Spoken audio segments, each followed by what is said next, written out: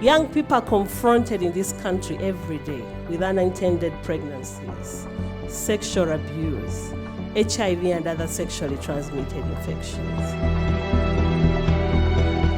Knowledge is being denied in a society whereby so many young girls are being stigmatized and discriminated because they are passing through their development stages, experiencing menstruational periods.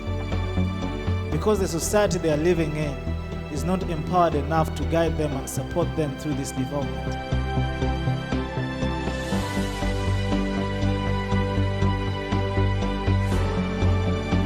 When you're growing up, it's very, very important that the parents nurture you, that the community, the school you're in plays its role. We are talking about not only physical hygiene, we are talking about menstrual hygiene. Many of us parents are not willing to talk about it. When we try to talk about it, we are actually shy. I've had the older people, our parents, say they're left out, and it's very true. But also the young people are left out because they need someone to listen to them. That's why we are dialoguing. Young people need to know about themselves for them to improve many aspects of their well-being. And not only just by knowing ourselves, but how to interact with opposite sex. Let us know the truth. Let us know about these things, because otherwise we'll still find out. But this time we'll find out the wrong way. We need to understand these things and put them in proper context if we are going to understand. So as we talk about sexuality, it's the total expression of who you are as an individual. And what forms that? Your mind, your body, what you say. The way we think contributes to our sexuality. Our thoughts, our likes, our dislikes, this is all sexuality. It teaches young people about respect, about equitable relations, when to say no, or how to negotiate the use of contraceptives and condoms. If you look at us young children, 3/4 of a year, we spend it in school. School is meant to model us. School is meant to make us better people. Can the schools give it time? Can it be allocated on the timetable? And it is not a co-curricular, it's not a by the way. This is an important aspect of learning. As important as it is to study economics, for example. If we don't handle teachers well, the future is dark, because they are going to bring our children in any way. What has happened in the context of HIV? I got HIV because of ignorance. And I want to say, many people are still getting HIV because of ignorance. If sexuality is lifetime and education is lifetime, then the older person is also need education on this sexuality. It doesn't make any sense for a girl to get 4, aggregate 4 in P7, and she can't say no to a boy.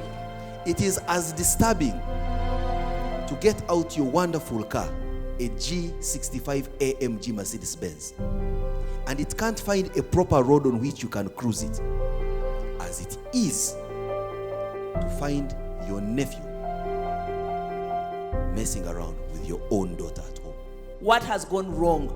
Why can't we make sure that our schools continue teaching, but we give them the guidance that they need? We also passed through these schools, and we had it.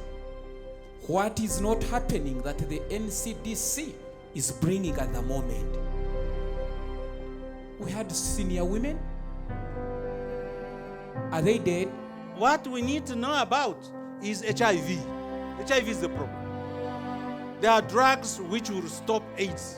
Can we package the information that constitutes sexuality education so that whoever purports to be educating on sexuality uses that information? It's very true that most parents are actually victims. They don't know. Yet we assume that parents actually know. They don't know. So how are they going to shape the young people? Most parents fear to expose their children to the sexual world. The truth of the matter is, parents, there's nothing to hide from our children. How do you want your child to express themselves? These are components of sexuality education. If you are a man, you are a father, you must be friendly to your boy child and talk to your boy child about this issue of sexuality. How do they relate with the opposite sex? Is it okay for a girl and a boy to be a friend? You must, out of your time running up and down, you must also squeeze 1 hour, squeeze a minute to talk to your child, because east or west, home is best. You have to find a way of empowering mothers, because we keep these children for a long time. We should not abdicate from our role and say the school takes over. The school is just to add. We cannot talk about sex only and we don't talk about their roles and responsibilities, how they can manage themselves as girls who are growing, how they can manage themselves as boys who are growing. Parents, the ball is in your hands. Maybe we also need to help our parents out there to tell them what to say to the children. As you are bringing out your children, what kind of information do you give them? How do you model them to meet the future? Sometimes you may need to find out from your other 50-year-old colleague. If we are looking to be an empowered generation for Uganda, we need to face these issues. It's just an issue of government prioritizing. Is the health of young people a priority? I want you to ask yourself, who is your child with now? What is your child doing now? What they are doing is what informs their decisions. Your child is with a maid. Your child is with a teacher. Your child is on TV. Your child is with social media. Your child is with their friends. That's where this information should be. Now we have to promote the tools that will help us to respond properly, the life skills, the knowledge, the ethics, the integrity, the strength, the meaning of saying no, the ability to say no. Educate the public the right content to teach our children, especially during holidays. Sex and sexuality education should continue to be taught in schools. And how best we can do it is to put a policy in place and a proper guideline. The policy helps us to clear the air we have now in Uganda. What is going to be done? How is it going to be done? Who is responsible? And what the minimum package should be. How do we do it better to make sure that the right information continues to flow to the young people when they need it, and to the adults, because the adults have a sovereign duty to be part of the people that pass on this information. We need to make this a multi-sectoral approach so that everybody, everyone, wherever they are, with what they have, we try to address this sexuality. We need to begin today to provide information to the stakeholders we think can pass on this information on sexuality education. Information is a tool, no matter who you give it to.